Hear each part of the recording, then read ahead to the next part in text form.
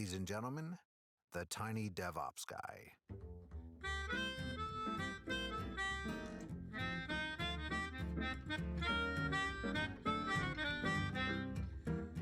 Hello, everybody. Welcome to another episode of Tiny DevOps. I'm your host, Jonathan Hall, and on this show, we like to talk about dev and ops and all those sorts of related topics for small teams. Today, I'm excited to have Will Button with me. Some of you may know Will because we also together co-host at times the Adventures in DevOps podcast. But I'm excited to have Will on because he's been doing, podcasting and sort of DevOps education longer than I have. So he's the expert today on this topic. Welcome, Will. Thanks for coming on. Hey, thank you. It's exciting to be here. I'm looking forward to this. Great. So today I wanted to talk to you a little bit about your journey in DevOps education, if you want to call it that. Yeah. So I think we actually have to go back before I started doing that. Probably, I'm horrible with time, but I think if we go back like 6 or 7 years ago, I was talking with a group of friends, about just work, career, life in general and stuff like that. And they were like, you've got to get an alternate passive source of revenue in, so that you're not 100% dependent on your job. And so that led me to an introduction with the founders of a company called Egghead.io, who does software development courses. And so I started making some courses for them. My first course was on programming in Node.js. And then I did a full course on Python for them, and then some DevOps and Elasticsearch topics for those as well. And so that worked out well, and that met the passive income goal. And then I did some other courses for like Pluralsight and Pack Publishing. And that actually changed my life enough where the passive income or the royalties coming in from that became my primary source of revenue. And my job I was actually doing just because like I got up every morning and went to work. That's what I did without thinking about it, and had the realization like, wait, I don't really have to go to work. I mean, I can do whatever I want. And so that's whenever I went out and transitioned to doing DevOps consulting full time on my own, and got to be really creative there and take some big risks there because I could do so without the financial overhead of worrying how I'm going to put food on the table. And so those courses did really, really well. And I actually liked the recording process, but I didn't like just getting, like the royalty thing of it. So I was like, well, I'll start a YouTube channel. And I started it in January. What year is this? This is 2021. I started it in January of this year. And I've been doing 2 or 3 videos a week. But really the whole idea behind that is there's a lot of people who are interested in DevOps, and you and I have talked about this many, many times. It's like a confusing subject. And so what I'm trying to do with the channel is like, instead of focusing on the philosophical aspects of DevOps, trying to focus on like the roll up your sleeves, grab a wrench part of it. Like whenever someone wants to get into DevOps, they want to know, what am I actually going to be doing? Because I'm probably not going to be sitting in a steam room philosophizing about DevOps with different people. I'm probably going to have to do like real work. So what does that real work look like? And so that's what I've been working on. That's great. And how many subscribers do you have on YouTube at this moment? I just crossed 1,700 subscribers, and I'm getting about 9,000 views per month on the videos that I've done. Nice. Yeah. It's been it's nice. It's been a steady growth the last 7 or 8 months of 20% month over month growth. That's good. And how are you monetizing that? Are you just monetizing on YouTube, or do you have a Patreon or private courses, or how do you monetize this? I'm actually not monetizing it all at the moment. Okay. I haven't. So to monetize on YouTube, you have to have 1,000 subscribers and 4,000 viewer hours in the last rolling 12 months. And I haven't hit the 4,000 hours yet, although I'm at 3,700 hours right now. So that will, if things continue to grow, that will kick in probably in the next few weeks. And I'll look at that. But, monetizing a DevOps channel is not really like Lambo money. No. I don't know if that's going to catch your listeners off guard. I want to be really clear about that up front. But yeah, so the monetization part is I'm going to spend the next year just continuing to focus on delivering content, exploring the space, seeing what content resonates with the people watching the channel and what they're looking for. And then I think with that 2 years of data, I'll understand the subscriber base well enough to know what type of product they might be interested in. And so it'll be geared around a product launch. That leads to my next question, which was going to be, who are your target audience, or who seems to be watching videos? It sounds like you don't, I'm sure you have an idea, but you haven't really focused on that yet. But just what's your sense right now? What kind of comments do you get and who are they from? Yeah, majority of the comments that I get are from kind of two groups: people with no tech background at all, but are interested in DevOps, because a lot of boot camps and universities and things like that are now offering dual career paths. So you can go down the software engineering career path or the DevOps career path. And so they hear this DevOps word and they're trying to understand what it is. The other large percentage of my audience is people who are working in traditional IT or sysadmin roles that are looking to add DevOps skills to their resume and transition over to DevOps from a sysadmin role. So that's interesting. It's sysadmins trying to learn DevOps more than developers, I guess, trying to learn DevOps? Yeah. Or do you get both? Nope. It seems to be pretty one way. And I have a hypothesis on that, because a lot of DevOps is code oriented, even though really you're just filling out a bunch of YAML files, there's like a code aspect of it. Yeah. So I think people with a development background tend to pick it up more quickly and are out there just doing it. But I still think there's an education need there, because the ones that I've worked with that fit that model, a lot of them don't have like foundational Linux skills. And so they struggle with things like,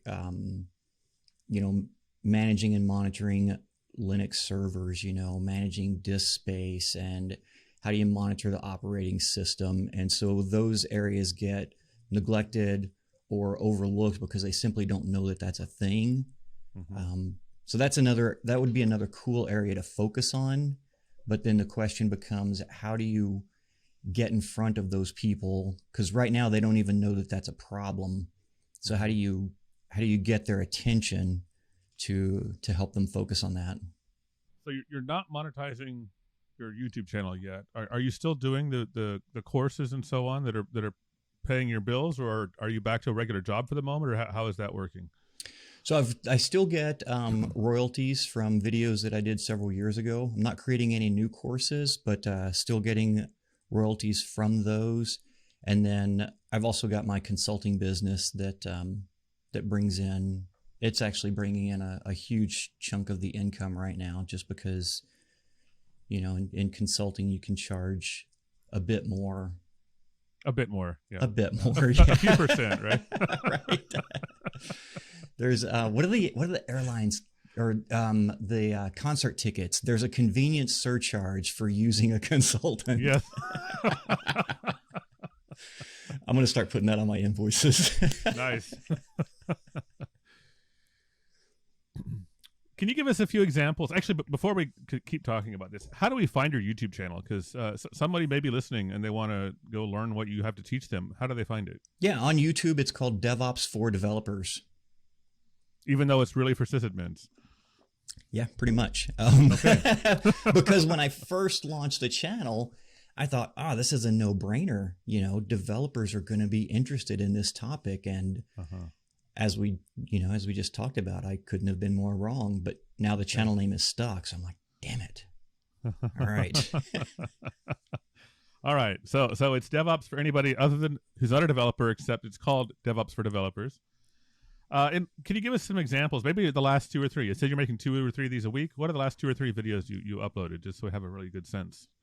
Yeah. So there's one that's coming up today that's on the future of DevOps, where I talk about, the state of DevOps, not really the state of DevOps, because I don't like that term. Talk about like the things that we do in DevOps today and what I think that's going to evolve to over the next couple of years. So if you're looking to get into DevOps, learn these foundational skills, but also start looking into these other 2 or 3 things that I think are going to become more prevalent in the DevOps workspace over the next couple of years. Another one that's done really well was 11 DIY DevOps projects. So a lot of people are struggling to get DevOps jobs because everyone hiring for DevOps positions wants an experienced DevOps engineer, and it's really hard to get a junior DevOps role. So I came up with 11 projects that you can tackle on your own, and then if you word them correctly on your resume, it comes off looking like some really nice experience to have. Okay. That sounds really valuable. Yeah. I think to a lot of people. Yeah, for sure. And the projects are set up in such a way, like the very first one is build a Linux server using Gentoo or Arch Linux, no Ubuntu, but really dig in and build one. Like if you go with Gentoo, and you start with compiling your own kernel, you're going to learn a ton about the Linux operating system just from doing that. And one of the other projects is deploy, there's a bunch of GitHub repos that are to-do applications, because that's really popular in the software development community. If you want to learn a specific language, you build a to-do app. And so you can just go to GitHub and find this running to-do app. And so one of the other challenges is grab one of those and deploy it in AWS, which is intentionally worded vague because that leads to about 100 different paths. Mm-hmm. Yeah, that's really great. I have in the back of my mind, I'll probably do it second quarter of 2022, a course on deploying an app to Kubernetes. And my target audience is developers. Maybe I'll end up with a bunch of sysadmins though. Right. Well, if you're interested in the channel name DevOps for Developers, maybe we can work out a deal.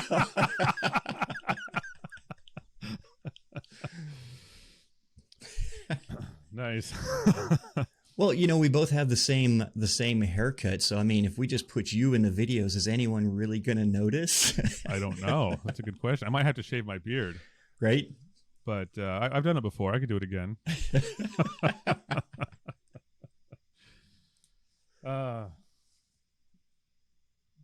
So we're recording this just before Christmas 2021. But this episode will come out probably the end of January 2022. Do you want to make any predictions, since you started talking about sort of the state of DevOps? Do you want to make predictions for where things are going to go in the next year in 2022 with regard to DevOps? Do you see any big trends that are coming forward? I think there's a couple, and some of them I think will take place in 2022. I think others are still coming, but they might be a couple more years in getting here. I think the big one is, like you just mentioned, Kubernetes. Everyone's using Kubernetes or some type of orchestration system. And so I think one of the things that we'll see there is the integration of all of these fragmented orchestration systems. Like, even if you just talk about Kubernetes, a lot of people have a Kubernetes cluster for this and a Kubernetes cluster for that, or they're integrating with this SaaS provider who has their Kubernetes implementation. And so I think we'll start to see a lot of tools and work in integrating those fragmented Kubernetes systems. So I'm using Kubernetes, you're using Kubernetes, I need to integrate with you. So how do I tell my Kubernetes system about your Kubernetes cluster and give it the ability to utilize resources there securely? Mm-hmm. I think one of the other ones that we'll see, and this one I think is a couple years out, I think, is work in blockchain, because eventually, like, everyone's doing blockchain, but nobody's actually got their financial livelihood or their core business on blockchain. It's still kind of a proof of concept thing. I think we'll see some stuff transition out of that. And one of the big gaps that's going to have to be filled there, I think, is how do you run blockchain applications at scale using DevOps practices? Because I've done a fair amount of work in the blockchain, and it seems like a lot of people there are using manual processes to get things up and running.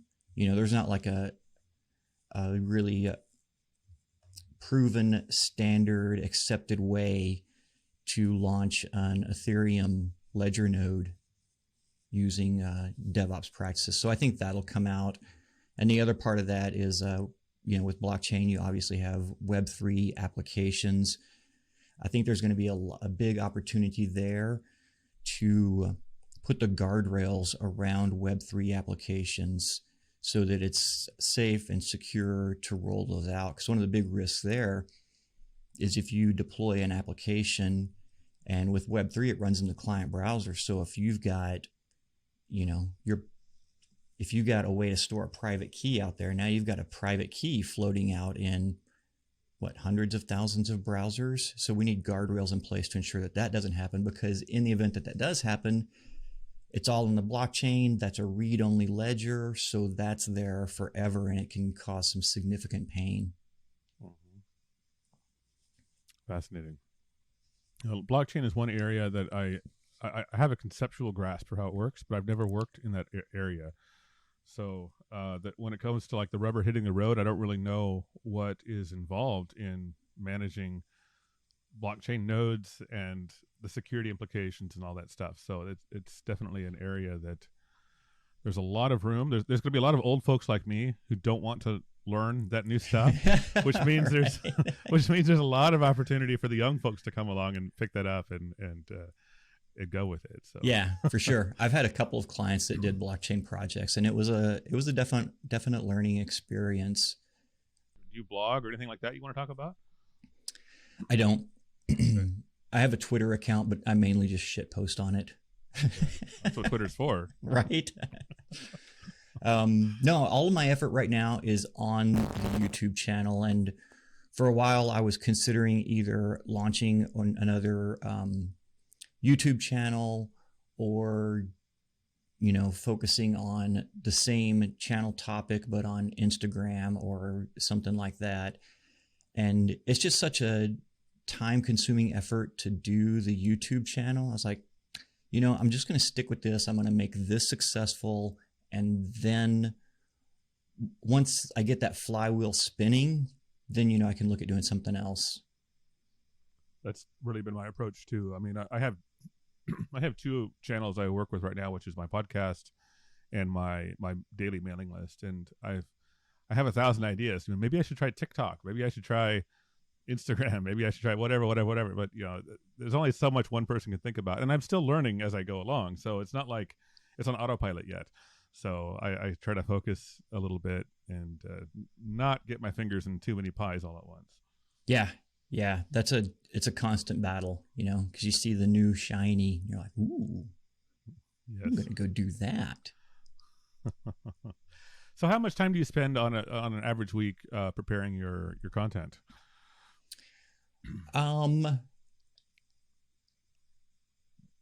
I think I probably spend, I would say 3 to 4 hours a week to get those 2 to 3 videos out. And that's, every couple weeks I'll sit down for an extended session to research the topics and like fill out my backlog of what I'm going to record, and then go through and script each video, and then record the video, and then pick out like some good places to insert B-roll and, how I want it to flow, and But then the editing process, I use an editor. So then I just upload it for my editor, and he does all of the video editing. And he's got, so he'll add probably the same amount of time, 3 to 4 hours of his time actually editing the video. That sounds like a pretty efficient process. I'm nowhere near that optimized yet. When I do a 30-minute video, I probably spend a day on it. But I am doing my own editing. Right. Yeah. So that does make a big difference. Yeah, because we were talking about that. Like, I love editing. Editing is so much fun. You get to be so creative, and there's all these little rabbit holes you can go down. And I did my editing for I've got just over 100 videos out on the channel now, and I probably edited the first, I want to say 40 myself before hiring an external editor. Oh. Which I think that was valuable time to spend, just to learn like the thought process.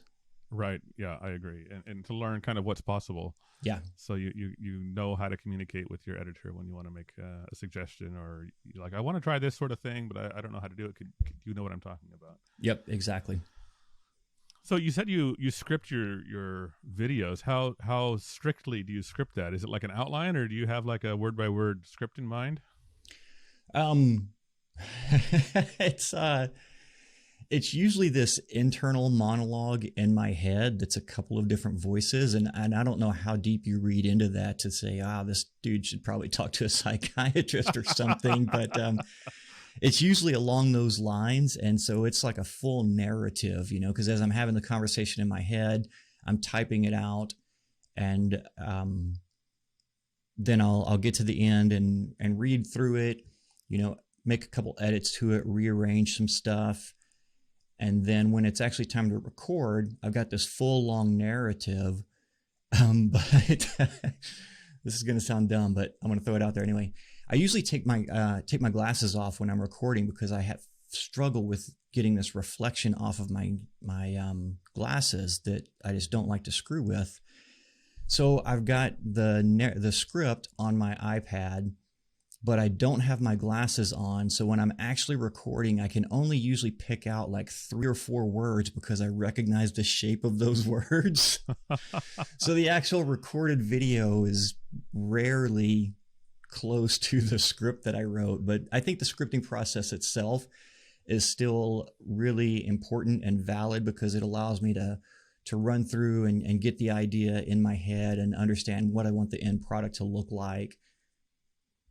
Nice. Yeah. I tend to go to the opposite extreme, and I don't script anything. I just sit down with an idea. I record myself talking to a camera, and then go back and edit it later. Right on. I've done, whenever I did all the videos for Egghead and Pluralsight, I tried so many different ways to do that, because that's one of those things where it was all very code oriented. So you were actually typing code while talking. And so I tried different things. I tried, talking and typing. I would try recording me typing and then narrate over the top of it, and just all these different permutations of that. And I think it's been a while since I've done one of those courses, but I think the place I ended up on was I would type a line of code and then say why I was typing it, and then in the edit process, slide the audio over the top of the screen capture. That's exactly the process I've settled on when doing that type of thing as well. All right, well, there's your little primer, audience. Everybody listening, there's your primer to video editing for YouTube. If you ever want to do that, you should try it. It's fun. Absolutely, I totally recommend it. There's so many benefits to it, even if you're not going to like monetize it, and travel around the world on DevOps YouTube money. I think that's really a valid exercise in your communication skills and in your networking skills and presentation skills. Absolutely. Especially during COVID, when it's so hard. If you want to get out and say go to a conference, you want to practice conference speaking or meetup speaking, and you can't because they aren't happening, get on YouTube, Yeah. and then you could say you're a YouTuber. The first time somebody called me a YouTuber, I was like, "What? That's such a weird thing," but it's true. I guess I am one. Right. For me, there was a little bit of a cringe there because I was like, no, I'm not a 20-something-year-old gamer. Like, no. Exactly. Because it's hard, it's hard to, in my mind, just because I'm older, it's hard to give credibility to a term like that. Like another one that is along the same lines is it called e-gamer? Like the competitive, esports, yeah. I struggled with that when it first came out and was like, no, that's not a real profession. But those guys some of them are pulling in some significant money, and really it kind of is a real profession. They put their time and effort into it, and they're focused on marketing and branding and skills development. Like, it's got all the components of every other job on the planet. Exactly. Yeah. All right. Well, there you have it from two old fogey YouTubers. So when you do the video portion of this, are you going to have the two old guys from Sesame Street up in the balcony? I should totally do that. Yeah. Yeah. But most of my videos, my of these for the podcast, are just two talking heads. But whenever there's a chance, I love to put a little B-roll or a little animation on the screen, just something to do. So you've given me the perfect one here. Yeah, that's been another skill I've learned is use of B-roll, because everyone has such short attention spans these days. Mm-hmm. Like every 30 seconds, you need to be changing something on the screen or you're going to lose their interest. Yep. I don't know if there's anything else you'd like to talk about. Yeah, actually, so I mentioned my future predictions. I'm curious to hear what yours are. Okay. Yeah, of course, blockchain and Web3 are the big buzzwords. I predict a bursting of that bubble. I don't know if it's going to be this soon. It's still growing pretty rapidly, so I don't know if it's going to burst in 2022 or it might be 23 or 24. But I think we're going to have a repeat of the .com bust. Oh yeah.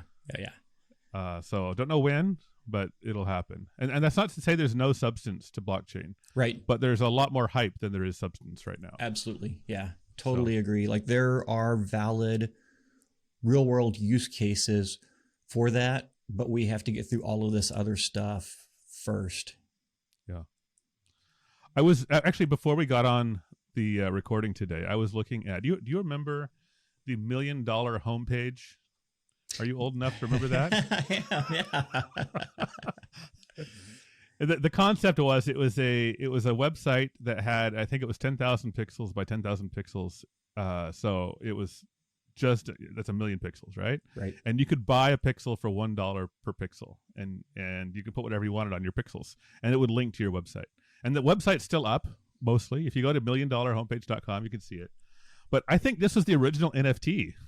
Oh yeah, absolutely.